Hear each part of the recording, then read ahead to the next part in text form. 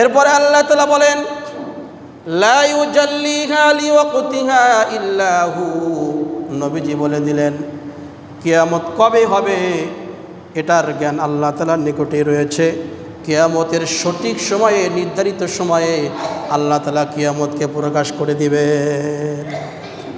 সাকুলাত ফিস সামাওয়াতি ওয়াল আরদি, কিয়ামত যখন সংঘটিত হবে সেই ঘটনাটা, সেই কিয়ামতের অবস্থাটা আসমান এবং জমিনের জন্য অনেক বেদনাদায়ক ঘটনা হবে।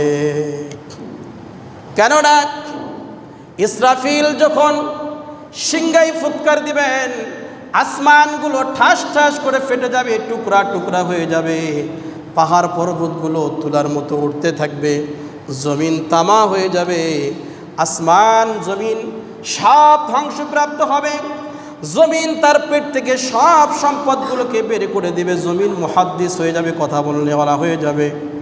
সেদিন কিয়ামতের দিন আসমান এবং জমিনগুলো অত্যন্ত ভয়াবহ অবস্থায় থাকবে। সাকুলাত ফিস সামাওয়াতি ওয়াল আরদ, সেদিন আসমান এবং জমিনের জন্য সেটা কঠিন বিষয় হবে। লা তা'তিকুম ইল্লা বাগতা, নবীজি আরো বললেন যখন কিয়ামতের দিন, কিয়ামতের অবস্থা তোমাদের উপরে চলে আসবে, সেটা হঠাৎই চলে আসবে, আকস্মিকভাবে চলে আসবে, তোমাদের অজান্তেই চলে আসবে, অনেক বেশি সময় পাওয়া যাবে না। হাদিস শরীফের ভেতরে এসেছে একজন কাপড় বিক্রেতা কাপড় বিক্রি করার জন্য তার কাপড়গুলোকে বের করে দিয়েছে, ক্রয় বিক্রয়ের পূর্বেই কিয়ামত সংঘটিত হয়ে যাবে, সে জানতেই পারবে না। একজন উটের দুধ দহনকারী দুধ দহন করে সে বাসার দিকে চলে যাবে, দুধ বিক্রি করার পূর্বেই, দুধ পান করার পূর্বেই কিয়ামত সংঘটিত হয়ে যাবে, সময় পাবে না।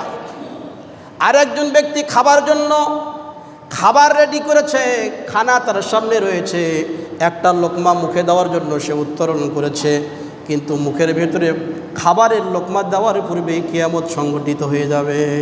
নবীজি বললেন লা তা'তিকুম ইল্লা বাগতা, হঠাৎই কিয়ামত চলে আসবে, তোমাদের অজান্তেই আকস্মিকভাবে চলে আসবে। ইয়াসআলুনাকা কাআন্নাকা হাফিয়ুন আনহা,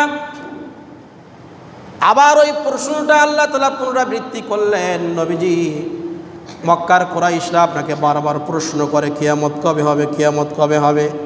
তারা মনে করে আপনি হয়তোবা জানেন যে কিয়ামত কবে হবে, আপনি লুকাচ্ছেন, আপনি বলতেছেন না। হাফিয়ুন আনহা, আর ইনি তো নবী মুহাম্মদ, আল্লাহ তাআলা তো ওনাকে সব জানিয়ে দিয়েছেন, কেন উনি বলবেন না? লোকেরা আপনাকে জিজ্ঞাসা করে, তারা মনে করে হয়তোবা আপনি কিয়ামত সম্পর্কে জানেন, কিয়ামত কবে সংঘটিত হবে, আপনি তাদেরকে ভালো করে জানিয়ে দিন।